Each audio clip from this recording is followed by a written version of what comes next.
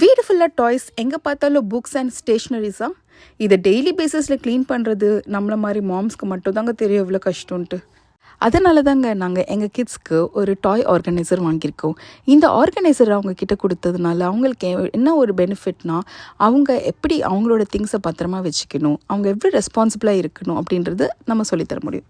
இந்த பேக்கேஜில் நமக்கு metal trails and plastic corners கொடுத்துருக்காங்க. அது கூட ஷீட்ஸும் கொடுத்துருக்காங்க. ஃபஸ்ட்டு ஒரு ஆர்வத்தில் நாங்கள் ஃபிக்ஸ் பண்ண ஸ்டார்ட் பண்ணிட்டோம். பட் அது வந்து தப்பாக பண்ணிட்டோம். அது சைஸஸ் எல்லாமே கொஞ்சம் டிஃப்ரெண்ட்டாகவே இருந்தது. அதனால் அது தப்பாகவே பண்ணிட்டோம். ஸோ அதனால் ஃபஸ்ட்லேருந்து ஸ்டார்ட் பண்ணும்போது நாங்கள் மேனுவல் ஃபாலோ பண்ணிட்டு எந்த மாதிரி ஃபிக்ஸ் பண்ணணும் அப்படின்னு இருந்தது. அந்த மேனுவலில் 2 இருந்தது. அதனால தான் நாங்கள் கொஞ்சம் கன்ஃபியூஸ் ஆகிட்டோம். ஃபர்ஸ்ட் லேயர் ஃபிக்ஸ் பண்ணிட்டோம். அதுக்கப்புறம் மேனுவலில் ஒரு தடவை கிராஸ் வெரிஃபை பண்ணிவிட்டு மீதி லேயர்ஸும் ஃபிக்ஸ் பண்ண ஸ்டார்ட் பண்ணிட்டோம்.